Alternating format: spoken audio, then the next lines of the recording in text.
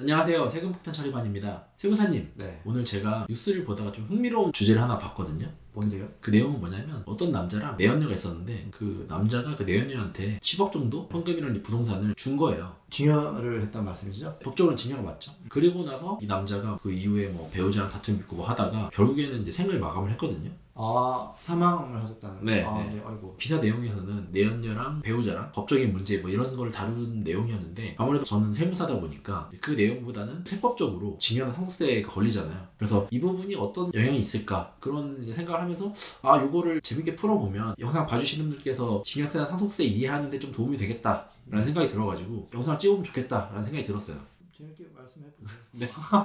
아까 잠깐 말씀하셨는데 생전에 부동산이나 현금을 줬기 때문에 이거는 세법상 증여세 과세 대상이 될 수가 있잖아요. 증여세 측면에서는 어떻게 과세가 되는지 그거에 대해서 좀 설명을 잠깐 해주셨으면 좋겠어요. 증여는 어쨌든 무상으로 준 거에 대해서 세금 내는 거고, 세무사님 말씀 주신 사례에서처럼 생전에 내연 관계에 있는 분에게 10억 정도로 증여하셨으니까 증여세가 나올 텐데, 왜냐면 뭐 내연 관계에 있는 사람한테 증여를 하면 비과세다 이런 규정이 없으니까. 그렇죠. 네. 뭐 세법은 정의 구현을 하고 있나요? 네. 그러니까 당연히 증여세가 나오는데, 여기서 이제 원래는 우리가 증여세를 계산할 때 배우자는 6억 원, 자녀들에게는 5천만 원, 기타 친족들에게는 1천만 원 이렇게 공제가 있는데, 내연관계에 있으면 그 어느 것에도 해당이 되지는 않죠. 법적으로는 아무 관계가 아니기 때문에 증여재산 공제가 없는 거고, 그러면 10억 원이니까 세율도 이제 30% 구간일 거고, 누진 공제를 하면 한 2억 4천 정도 세금이 나오겠네요. 근데 아마도 제가 봤을 때는 증여세를 안 냈을 수도 있거든요. 그때 이제 증여 받으면서 그러면 이제 지금 만약 과세된다 그러면 신고 납부 기한 도과가 됐으면 가산세 문제도 있겠죠. 무신고 가산세 20%에 납부 지연 가산세 연이자 한 8% 정도 일수 계산해가지고 또 가산세가 붙잖아요. 그런 문제도 있을 거고 결국에는 증여를 하고 나서 이 남자가 죽었단 말이죠. 그러면 또 상속세 문제가 있잖아요. 그렇죠. 증여해서 끝나면 뭐 좋을 수도 있는데, 사망하셨으니까 필연적으로 상속세 문제가 있는데, 여기에서 이제 중요한 점은 상속이 개시되었을 때 만약 상속인에게 사전에 증여한 재산이 있다면 10년 안에 있는 것들은 또 상속 재산으로 들어오게 되는 부분이 있으니까 합산이 될 텐데, 근데 이 케이스에서는 상속인 외의자에게 어쨌든 증여를 한 거니까 우리나라 세법에서는 상속인 외의자에게 생전에 증여한 거는 5년 이내 증여 재산이 합산이 되는데, 이 케이스라고 하면 5년 안쪽이 될 확률이 높겠네요. 그래서 5년 안쪽이라고 하면 선생님 말씀하신 대로 사전증여 재산도 합산이 돼서 상속세가 그렇죠. 재계산이 되는 거죠. 그렇게 되니까 아무래도 상속인들이 당연히 아셨겠죠. 그런 사실을 아셨을 거고, 합산이 만일에 안 된다고 하더라도 우리가 대략적으로 상속세 신고할 때는 거의 이제 근 10년치를 계좌를 보기 때문에 그 과정에서 적발이 되었을 수도 있을 것 같고요. 추측을 해보자면. 근데 이 케이스는 5년 안쪽에 사망했다고 하셨으니까 당연히 필연적 합산이 되는 거겠죠.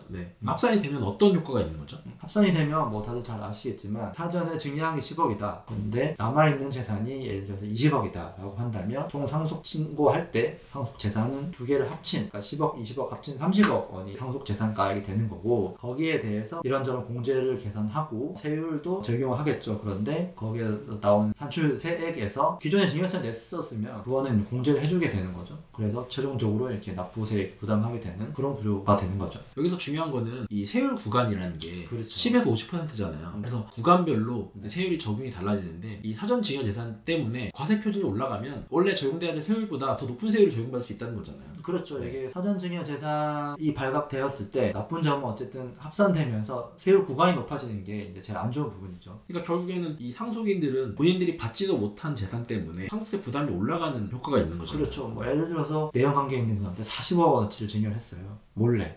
근데 상속자에 남은 건 10억이야. 합치면 50억이잖아요. 세금 차이가 많이 나잖아요. 그렇게 되면 안 그래도 열받는데 상속인들은 세금까지 이제 더 내야게 되는 최악의 사태를 맞이하는 거죠. 근데 검사님, 이 상속세라는 거는 연대 납세 의무라는 게 있잖아요. 그러니까 상속인들은 전체 상속 재산을 가지고 계산한 상속세를 연대해서, 그러니까 누가 내든 간에 공동해서 부담을 해야 된다는 거잖아요. 그렇죠. 그래서 연대납세 의무라는 게 있고 한도도 있긴 합니다. 그래서 상속인들이 연대납세 의무가 있지만 본인이 받은 재산을 넘어서까지 이제 낼 필요는 없다라고 해서 본인이 받은 상속 재산 한도에서 연대납세 의무가 있는데, 지금 저희가 말씀드리고 있는 이 내연 관계의 사례에서는 조금 다른 부분이 이제 발생을 합니다. 내연 관계에 있으신 분은 상속인이 아니잖아요.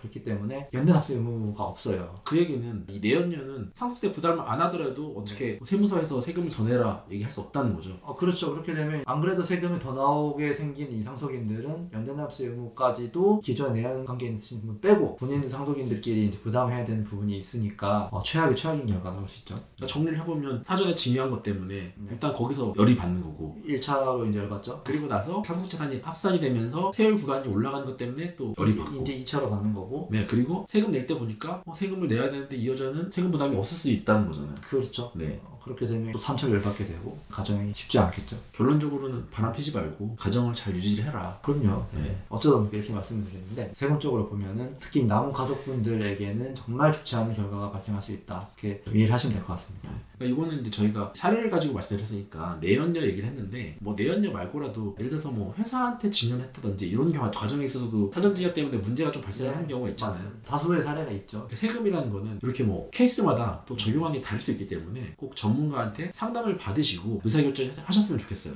그렇지 않으면 돌이킬 수 없는 결과가 나오실 수 있으니까. 자, 오늘은 저희가 사전징여 그리고 상속세에 관해서 사례를 들어서 좀 설명을 드려봤는데 앞으로도 저희가 좀 더 유용한 정보가 생기면 또 영상을 찍어서 다시 찾아오도록 하겠습니다. 오늘도 저희 영상이 도움되셨으면 구독, 좋아요, 알림 설정 부탁드리겠습니다. 부탁드리겠습니다. 지금까지 세금폭탄 절반이었습니다. 감사합니다. 감사합니다.